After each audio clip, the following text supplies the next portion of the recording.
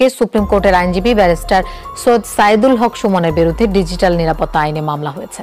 Barrister সুমনের বিরুদ্ধে cyber ট্রাইব্যুনালে মামলা। আমি মনে করি যে কোনো কারো বাংলাদেশের মামলা করার অধিকার এটা সাংবিধানিক অধিকার। সৈয়দ সাইদুল হক সুমনের বিরুদ্ধে ডিজিটাল সিকিউরিটি আইনে করা মামলা তদন্ত করার নির্দেশ দিয়েছেন আদালত। ওনারা যদি মনে করেন মামলা করার মধ্যে আমি কোনো ব্যত্যয় দেখি না, মামলা ওনারা করতেই পারে। ভালো মানুষের ভালো কার্যক্রম বেশি দিন চালাতে পারে না, ঠিক তেমনটাই কিন্তু ব্যারিস্টার সুমনের সাথে হয়েছে। তার উপরে একটা মামলা হয়েছে এবং ব্যারিস্টার সুমন এই মামলা সম্পর্কে অনেক কিছু বলে এবং এই বিষয়টাকে কেন্দ্র করে কিন্তু ব্যারিস্টার সুমনও একটা লাইভে আসে এবং সে কিন্তু স্পষ্টভাবে তার উপরে কে মামলাটি করেছে তার নিজের মুখেই বলে। গাইস, ব্যারিস্টার সুমন কিন্তু সবসময় দুর্নীতিবাজদের ধরে এবং দুর্নীতিবাজদের ধরে ধরে সে দুলাই করে, এই জন্যই কিন্তু ব্যারিস্টার সুমনের উপর এই ইফেক্টটি পড়েছে। গাইস, ব্যারিস্টার সুমন সংসদ ভবনের মধ্যে দুর্নীতিবাজদের কিভাবে ধরছিল আগে এইটা দেখেন, তারপর ব্যারিস্টার সুমন লাইভে এসে কি বলে এইটা আপনারা তারপরে দেখতে পারবেন।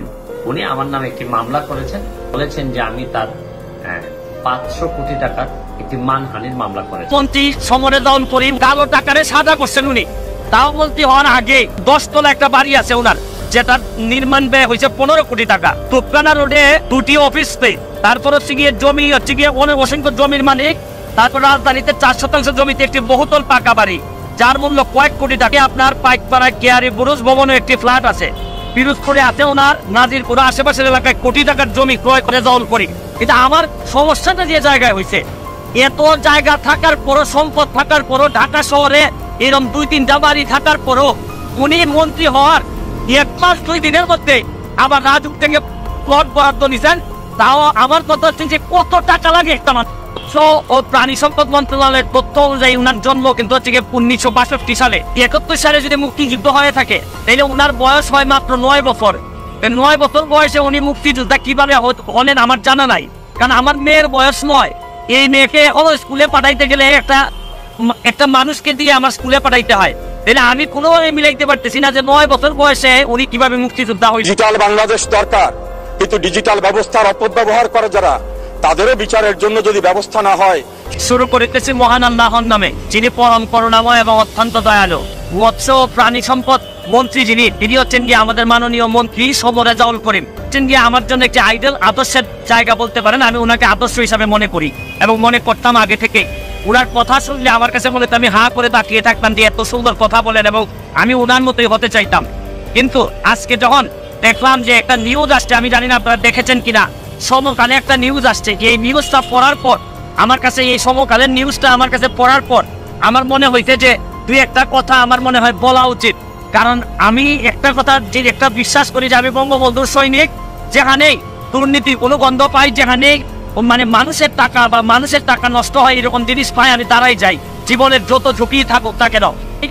যে এই রিপোর্ট অনুযায়ী দেখলাম এই যে মৎস্য ও প্রাণী সম্পদ মন্ত্রণালয়ের তথ্য অনুযায়ী উনার জন্ম কিন্তু হচ্ছে 1962 সালে।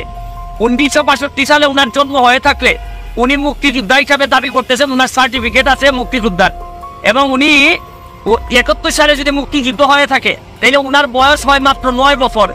9 বছর বয়সে উনি মুক্তিযোদ্ধা কিভাবে হলেন আমার জানা নাই, তাহলে আমি কোনোভাবে মিলাইতে পারতেছি না যে 9 বছর বয়সে উনি কিভাবে মুক্তিযোদ্ধা হইলেন, এটা আমার কোনোভাবে মিলতেছে না। প্রথম প্রশ্ন।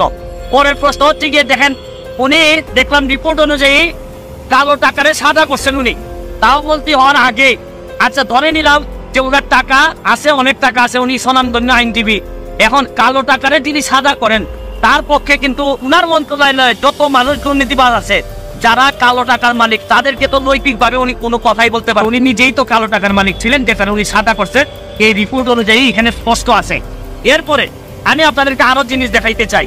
আশ্চর্য লাগে যে একটা মানুষ, উনি নিশ্চয়ই আমাদের চেয়ে অনেক গণিত, ওনার সম্পদের হিসাবটা আমি একটু এখান থেকে আপনাদের কাছে পড়তে চাই।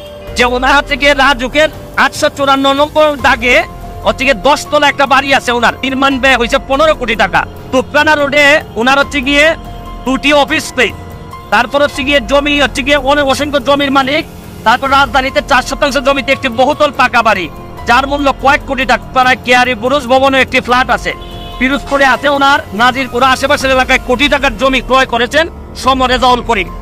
যে উনি হয়তো অনেক ধনী হইতে পারেন, ওনার এই জায়গা সম্পত্তি থাকতে পারে, কিন্তু আমার সমস্যাটা যে জায়গায় হয়েছে, এত জায়গা থাকার পরও, সম্পদ থাকার পরও, ঢাকা শহরে এরকম 2-3টা বাড়ি থাকার পরও উনি মন্ত্রী হওয়ার 1 মাস 2 দিনের মধ্যে আবার রাজুক থেকে প্লট বরাদ্দ নিছেন, তাও আমার কথা হচ্ছে যে কত টাকা লাগে একটা মানুষের, কত টাকা হইলে মানে এটা তো ঠিক এই বরাদ্দ তো নিবে যারা হচ্ছে গিয়ে ধরেন হয়তো পেয়নি, উনি কিছু করেন নাই, কিন্তু এত জায়গা সব পদে থাকার পরে একটা মানুষের আবার এই জায়গা নিতে হয়। এইটা আমার কাছে মনে হয়েছে যে এটা কঠিন বাস্তবতা। আমি এই রিপোর্টটা এখনো বিশ্বাস করতে চাই না, এখনো আমার আইডল। আমি মনে করি উনার যেভাবে উনি কথা বলেন আমি এখনো বিশ্বাস করতে চাই। আমি বিশ্বাস করি উনি এই সমকালে যতগুলা লেখা আসছে এইটার একটা প্রতিবাদ দিবেন অথবা এদের বিরুদ্ধে মামলা করবেন যদি এই কথাগুলো সত্যি হয়ে না থাকে।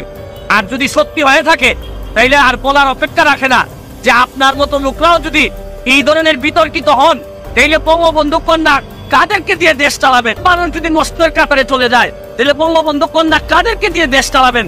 এত কষ্ট করেন উনি, দিনে রাতে জীবনের ঝুঁকি নিয়ে বাংলাদেশটাকে সামনের দিকে এগিয়ে নিয়ে যাচ্ছেন। আর আমাদের মতো লোকগুলা যদি শুরু করিতেছি মহান আল্লাহর নামে, যিনি পরম করুণাময় এবং অত্যন্ত দয়ালু। আজকে মিডিয়া মারফত যদি আমি ফুটবল খেলতেছিলাম, খবর পেলাম যে হচ্ছে কি আব্দুস সুবহান গোলাম, যিনি মাদারীপুরের মাননীয় সংসদ সদস্য, উনি আমার নামে একটি মামলা করেছেন। এই মামলাতে উনি বলেছেন যে আমি তার 500 কোটি টাকার একটি মানহানির মামলা করেছেন, যে তার 500 কোটি টাকার ক্ষতি হয়েছে, এরকম মানহানির মামলা করেছেন আমার বিরুদ্ধে। তো প্রথমেই আমি বক্তব্যের শুরুতেই আমার কাছে প্রথমেই আশ্চর্য লাগতেছে যে উনিও ছাত্র জীবনে ছাত্রলীগ করছেন, আওয়ামী লীগ করতেছেন। এখন আমি ছাত্রলীগ করছি, যুবলীগ করছি, আওয়ামী লীগও করছি, আমার সবকিছু মিলাইয়া হবে না 50 লাখ টাকার সম্পদ। আর এই ভদ্রলোক এই আওয়ামী লীগ, ছাত্রলীগ, যুবলীগ করার কারণে সম্পদ যে কত আছে তা তো জানি না, তবে ওনার যে মান, এই মানের দাম সামান্য আমি দুই এক কথা বলাতেই, পুরাটা তো এখনো বলি নাই, অল্প কিছু বলাতেই 500 কোটি টাকার ক্ষতি হয়ে গেছে। তা আল্লাহ মাহবুদ জানে যে মোট সম্পদের পরিমাণ যে উনার কত। এটা আশা করি যে এই 500 কোটি দিয়ে কিছুটা দুদক হয়তো টের পাবেন যে কত টাকার সম্পত্তি উনার আছে। গেল একটা প্রথম। আর পরেরটা হচ্ছে গিয়ে যে উনি যে একটা ড্রাফটিং করে, আমি ড্রাফটিংটাও সাংবাদিকদের মাধ্যমে পাইছি যে উনি আমার বিরুদ্ধে যে মামলাটি লিখছেন, আমার জীবনে এত বাজে পুয়ার ড্রাফটিং জীবনে দেখি নাই। যে একজন ভালো লোক দিয়ে যে দুইটা কথা লিখাবেন, এই সামর্থ্য এই ভদ্রলোকের আছে বলে আমার কাছে মনে হয় না। অথচ উনি এই এত বড় একটা দলের ভালো জায়গায় উনি আছেন। উনি কিভাবে দলটারে সহযোগিতা করতেছেন, এই ড্রাফটিংটা দেখলেই বুঝবেন যে কিভাবে দলটারে উনি সহযোগিতা করতেছেন।